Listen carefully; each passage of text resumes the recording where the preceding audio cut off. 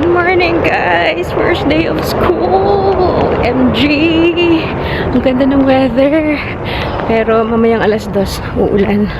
Nakakainis. Anyways. Yeah, andyan na si Sheena.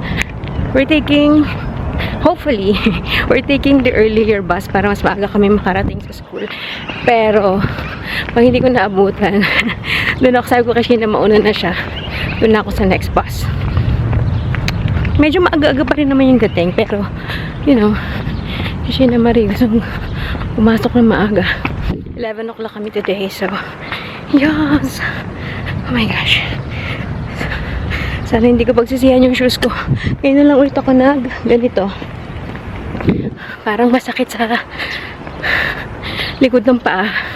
Hindi naman ito ganito dati. Baka dahil ang taba ko na. Grabe ang taba ko na, guys. It's a wake-up call. Sabi ko, I'm gonna try to do the no rice. Hopefully, kayanin ulit. So, yung baon ko ngayon, chicken lang, in-air fry ko. Tapos, meron akong strawberries and cucumber. That's it. We'll see. Parindigan natin to. Okay. And sabi ko, tatakbo ako mamayang hapon. Pagka, ay, uulan nga pala. Bala na. Alright. Alright, guys. We are here. Yes. Ready ka na? Very jam-pack ang araw ni Sheena Marie today. Hanggang ano oras ka? 11 to 9 p.m. Sa club. 3 subjects siya. Tapos hanggang alas 9 ng gabi. Maliwanag pa yan, don't worry. Medyo maliwanag pa. Anyway, sa ba? Ang hangin. Ano oras na? May time pa. 10:40. 10:40. So, i-meet ko din yung mga kaklase ko. Sila doon, nandun doon sila sa food hall. Nakatambay. Counting today. At surprise pa rin. Hindi pa namin alam sinong professor namin today. So yeah, we'll see. Guys! Hello! Did you miss us? First day of school! Yeah, first day of school. Yan ating food. No rice diet tayo for day 1. Day 1 of no rice diet. Totoo ba yan? We'll see. Huwag mo na kasama sa video natin to. Ayan. So, si Chris lang yung wala. Dahil nasa klase pa, na? So, yeah. Kain tayo, guys. Okay. Dito na ako sa amin. Walking na lang. Uwi muna ako para hindi ko nabitbit yung bag ko. Mabigat. 3 o'clock yung appointment ko sa clinic. Hindi ko pala nasabi yun. So, may appointment ako. Meron akong pimple dito sa may left shoulder ko na mas matanda pa kay Zeb.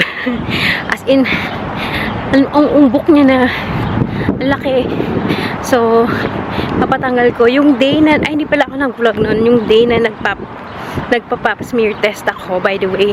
So, nakuha ko na yung result ng laboratory. Diba, meron akong vlog na nagpa-laboratory ako. Tapos tumawag sila. Sabi na dyan yung result, come back daw para sabihin ng doktor. Kasi diba hindi naman sinasabi over the phone yun. Ayun. Okay naman daw lahat. Umalik ako. Tapos yun, wala namang anything to be worried about. Everything is normal. Which is, thank you Lord. And then, same with my pap smear test. Kinabahan nga ako kasi sabi nung doktor, pag wala naman problema, hindi ka natatawagan. But sometimes they also do. Kaya tinawagan ako. Pinabalik ako. Kinakabahan ako nun. Pero nung pagbalik ko, yun, wala, everything's normal, ganyan. Tapos, nung nagpa-pap smear test kasi ako, pinakita ko tong ano ko. Pinakita ko yung pimple sa likod. Tapos sabi, sige, we can remove that. Magpa-appointment ka lang. So, today yun. Today ako babalik. Para tanggalin na. Mamaya, try ko mapakita. Kasi, magpapalit ako sapatos ng sakit. Ayan guys, yung pimple na malaki. If you can see, hindi ko makita kung naka-focus ba or what. Basta yan. Buntis pa lang ako kay Zeb. Wait lang. Buntis pa lang ako kay Zeb. Nandiyan na siya. Pero it's not as big na katulad nito. Tapos, sabi sa akin, ay, ewan ko kung bakit ba ako nasa doctor nun. Buntis ako kay Zeb. Tapos sabi niya, kapag panganak mo, balik ka. And let's remove it. Eh, you know, sa Singapore, takot ako magkano. hindi na ako bumalik. Hindi ko na pinatanggal. Kasi hinayaan ko lang siya. So, minsan, tinitiris ko siya, ganyan. Siguro kakaganon ko ng ganun. Kaya siya lumalaki. And then, nung nagpa-pap-smear nga ako, pinakita ko dun sa doktor. Sabi niya, oh, we can easily remove that.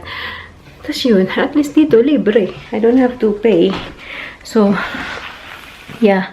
Ano pa lang pala? Magto 2:30 pa lang. Kaya kong lakarin naman in 10 minutes yung clinic. So, chill muna ako. Oh my gosh. Tingnan natin ang ating no rice diet.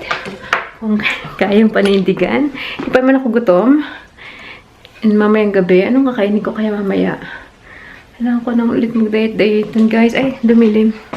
Kailangan ko na ulit magtimpi sa pagkain. Anyway, so yeah. Kita-kits later. Hindi ko na dadalhin yung camera ko siguro pag punta doon, no? Saglit lang naman to. Okay. Hey guys, I'm back. Nakalimutan ko mag-vlog. Paglabas ko, medyo malalaki yung patak ng ulan. Buti na lang. Kaya ang bilis kong maglakad kasi natakot akong biglang bumuhos. Pero hindi naman siya sumobrang buhos. Wait, maulan ba? I can see. Anyways, ito na siya. Guys, bawal pang basain for 2 days daw. So, sabi ko, paano pa pag maliligo po ako? Sabi niya, if you can, don't bathe for 2 days. Or magpunas-punas na lang daw kasi wag daw muna nga basain. Tapos, bawal din mag-exercise like using arms. Etong, pwedeng takbo kung gusto ko daw, ganyan. Kasi tinanong ko kung pwede akong tumakbo. Oo daw. So, ayun, nung pagdating doon, in-explain sa akin yung gagawin. So, I'm gonna freeze it and then take it out and then we'll probably do 2 to 3 stitches. Nung in-explain yung procedure, parang gusto ko nang mag-back out. Parang gusto ko nang umuwi. Tapos sabi ko, is it gonna hurt? Sabi niya, no, don't worry. You won't feel a thing. Kasi if you freeze, sabi ko, ano if you freeze? Parang feeling ko, parang if you freeze, pag pinitik mo, tanggal na. Pero technically, inanuhan lang naman ng anesthesia. Nakadalawang turok na anesthesia. Actually, masakit yung injection ng anesthesia. Nung habang ini-inject, nafe-feel mo. So, ayun, ito nga ako, nangangana yung braso ko. Wait. Ang tawag dito,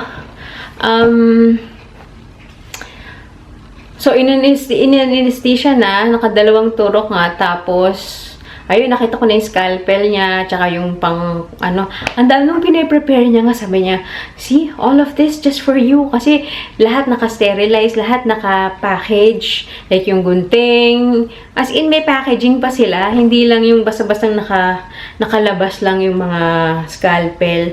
Naka-pack.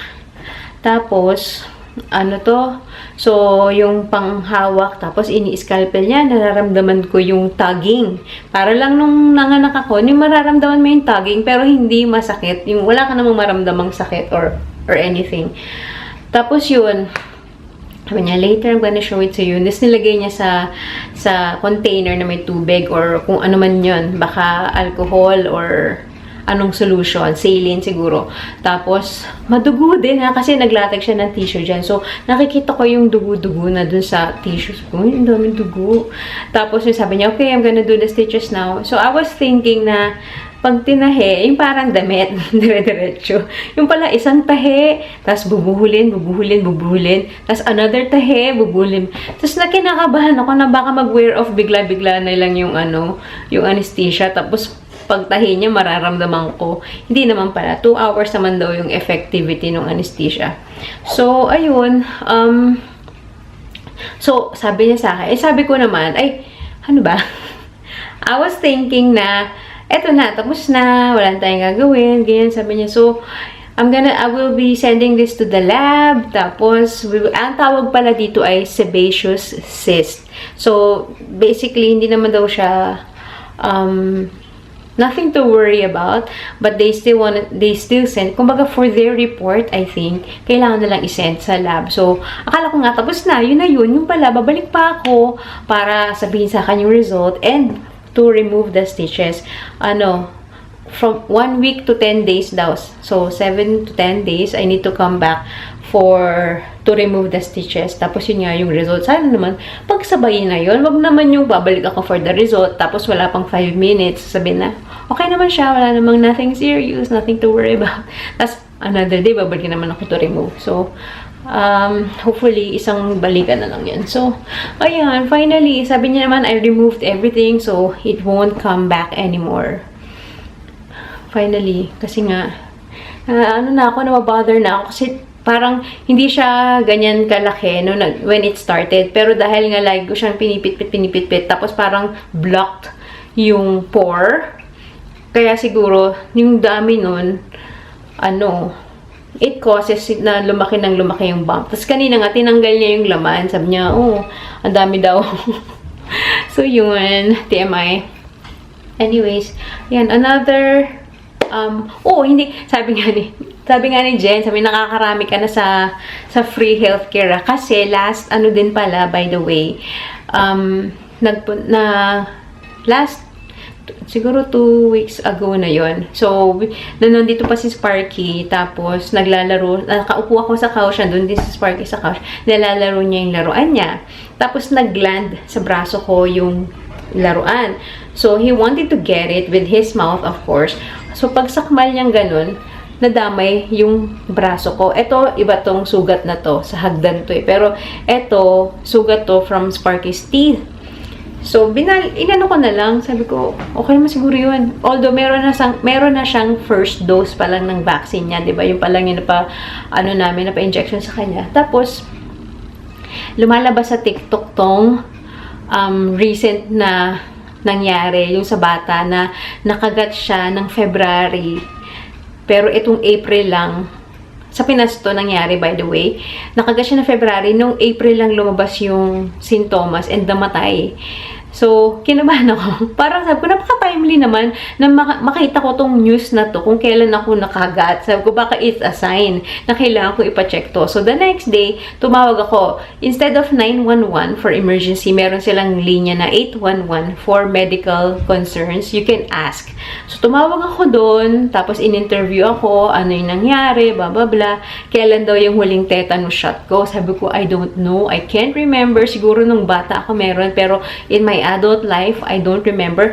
Probably, nung nabuntis ako, baka nga unang buntis ko, malamang may tetanus shot, pero I can't remember. Talaga, exactly. So, yun sabi sa akin, okay, we'll recommend you to get a tetanus shot in the next 4 hours. So, ay, talagang agad-agad, kailangan agad-agad akong pumunta. So, ayun, nagpunta ako sa urgent care nila, and doon sa parang clinic, I think it's a clinic, not really hospital.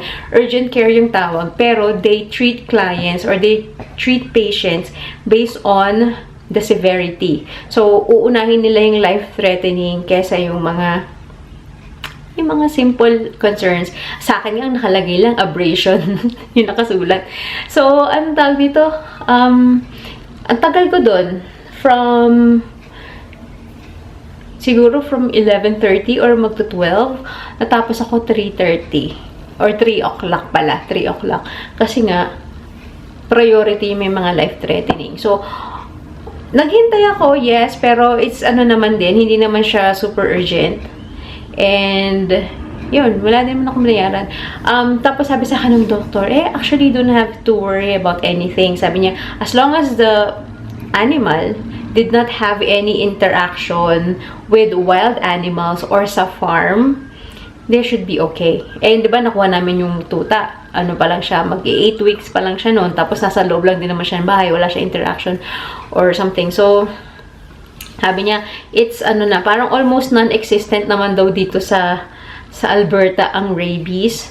And yun. So, nag-worry nga din ako para sa mga bata. Kasi nga, syempre, papi pa si Sparky, mouthy pa siya. Mahilig siya mga gat-gagat, mga biting-biting. Sabi niya, ang kids naman, they had the tetanus shot when they were around 5. And the next tetanus shot is when they are on grade 9.